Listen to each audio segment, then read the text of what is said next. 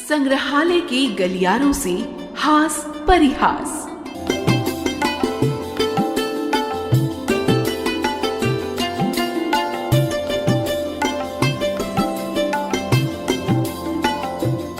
जीवन में हम सभी कभी न कभी किसी गलतफहमी का शिकार जरूर होते हैं, लेकिन जब गुरु और चेले के बीच कोई गलतफहमी हो जाए तो समस्या आम नहीं रहती। ऐसी ही एक गलतफहमी का जिक्र किया है श्री गोपाल प्रसाद व्यास जी ने अपने एक हास्य लेख गलतफहमी का शिकार गुरु चेला में।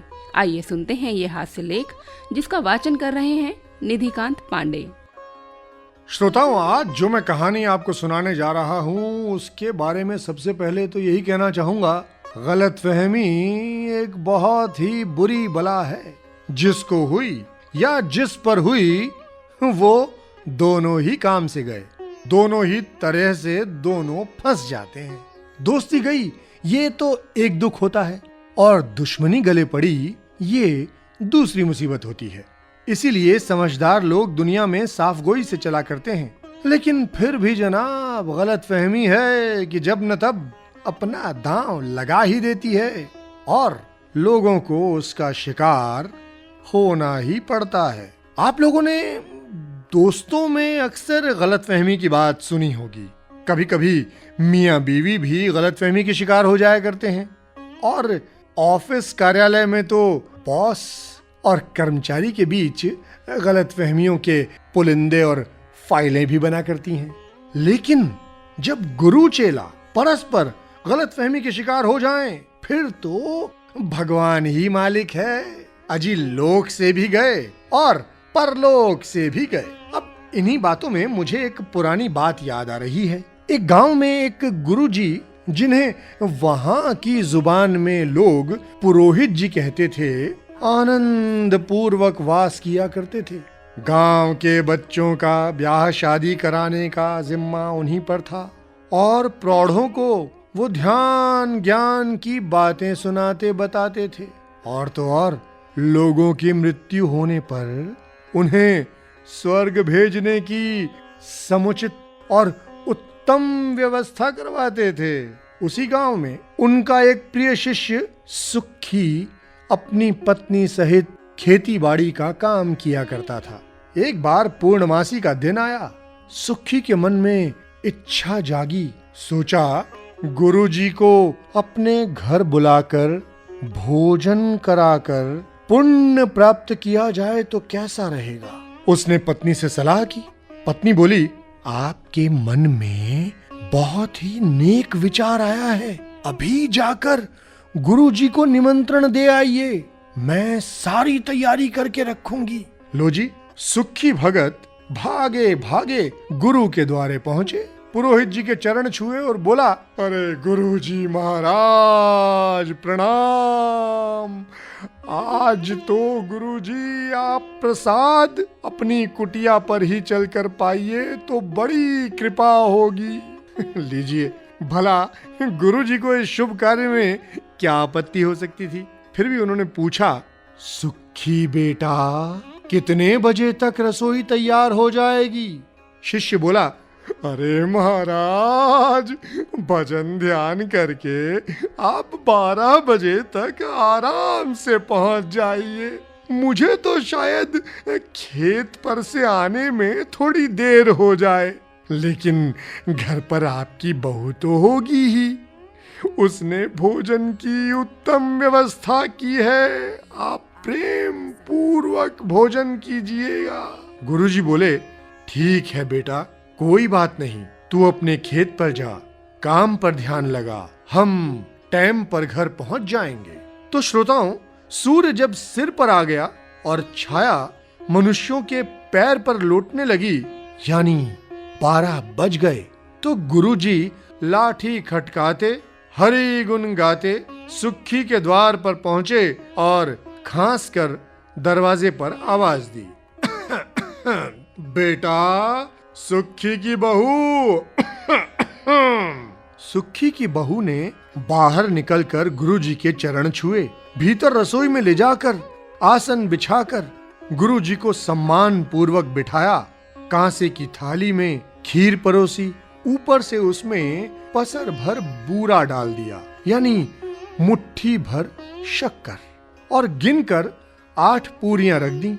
बगल में भट्टा का साग भी रख दिया। फिर हाथ जोड़कर सुखी की बहू गुरुजी से कहने लगी, गुरु महाराज, आप आराम से भोजन करिए, मैं कुएं से ताजा पानी भरकर अभी लिए आती हूँ। ठीक है बेटा, अवश्य तुम पानी भरकर लाओ। ये कहकर नारायण का नाम लेकर गुरुजी ने खीर के सड़ाके भरने शुरू कर दिए।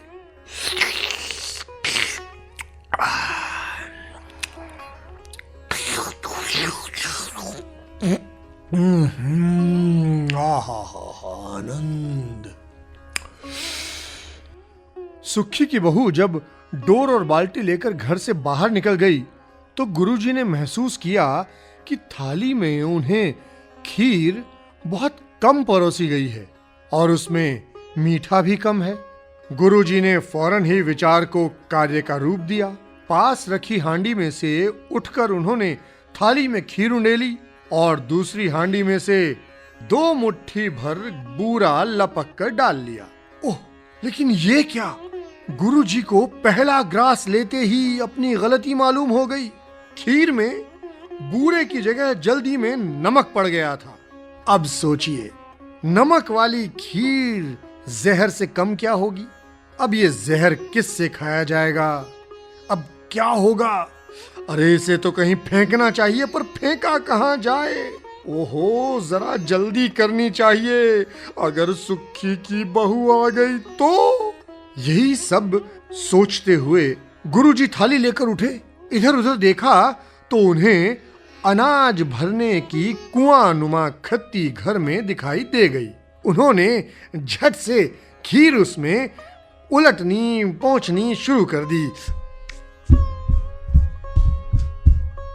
पर होनहार की बात, गुरुजी थे उतावले। खीर की चिकनी थाली हाथ से जो छूटी तो गिरी जाकर खत्ती में घन से। गुरुजी चक्कर में आ गए। ये क्या हुआ? लेकिन सोच करने का समय नहीं था। सुखी की बहू दरवाजे पर किसी से बात करती सुनाई दी। गुरुजी ने खूंटी पर टंगी सुखी की बहू की धोतियों को जोड़ा, उनका एक छोर किवाड़ की सांकल में बांधा और दूसरे को पकड़कर फुर्ती से खत्ती में उतर गए। थाली उठाई और ऊपर चढ़ चले। लेकिन श्रोताओं, गुरुजी की ग्रह दशा आज ठीक नहीं थी। उनके शरीर के भारी दबाव से सांकल में से धोतियों की गांठ खुल गई और पंडित जी ऊपर चढ़ते चढ़ते धड़ाम से खत्ती में जा गिरे। हाय राम! अरे कमर टूट गई। सुखी की बहू लौटी तो देखा कि गुरुजी थाली सहित गायब हैं। तलाश किया तो गुरुजी खत्ती में पड़े मिले। आवाज लगाई, गुरुजी, आप यहाँ कैसे? खत्ती में क्या कर रहे हैं? गुरुजी बोले, अरे बेटी, हाँ, ये तो सब मैं बाद में बताऊंगा। पहले तू मुझे यहाँ से निकाल।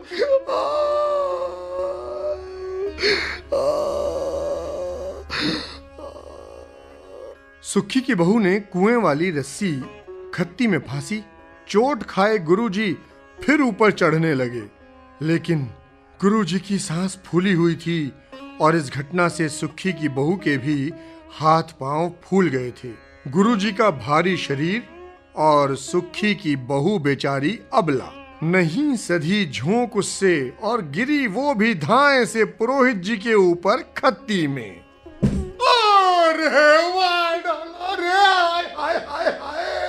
अरे अभी तो कमर पे लगी थी, अब तो पूरा शरीर भी गया, छाती भी गई। अरे राम, कहाँ फंस गया? अरे राम। अरे बहू तू कहाँ से? अरे तुझे क्या हुआ? तू क्यों ऊपर गिर पड़ी? सुखी घर में आया तो देखता क्या है कि खीर को कुत्ते चाट रहे हैं, पूरियों को कौवे लेकर उड़ रहे हैं। सोचा कहाँ गई ये लापरवाह। घर में घुसा तो उसे खत्ती में से कुछ कराहने की आवाज सुनाई दी। झांका तो बहू और गुरुजी उसी में पड़े थे। अरे रे रे रे, सुखी बेटा, अरे आ गया तू। सुखी के क्रोध की सीमा न थी। वो चिल्लाया, अरे गुरुजी, ये क्या तमाशा है? और तू वहां क्या कर रही है? नालायक! आप दोनों ये खत्ती में क्या कर रहे हैं? यहाँ क्यों घुसे पड़े हैं?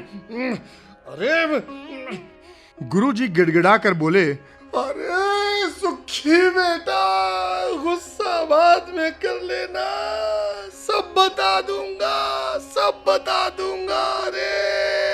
अरे सुखी बेटा, पहले तू मुझे यहाँ से अरे निकाल तो सही, सब बताऊंगा। अरे राम, मर गया।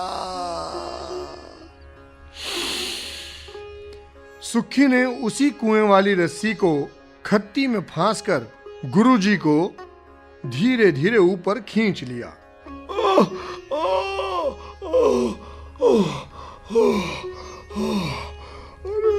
अरे बेटा,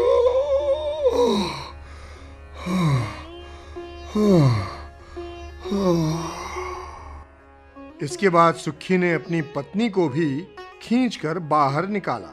अब उसने बात जानने के लिए, तमाशा क्या है ये पता करने के लिए जब पीछे मुड़कर गुरुजी की ओर देखा तो पंडित जी वहां पर नहीं थे। पंडित जी वहां से ऐसे गायब हुए कि आज तक नहीं लौटे हैं। और सुखी तब से गलतफहमी का शिकार बन गया है। तो मैंने कहा ना कि गलतफहमी बड़ी बुरी होती है। भगवान करे इसमें कभी कोई न फंसे, कोई न फंसे।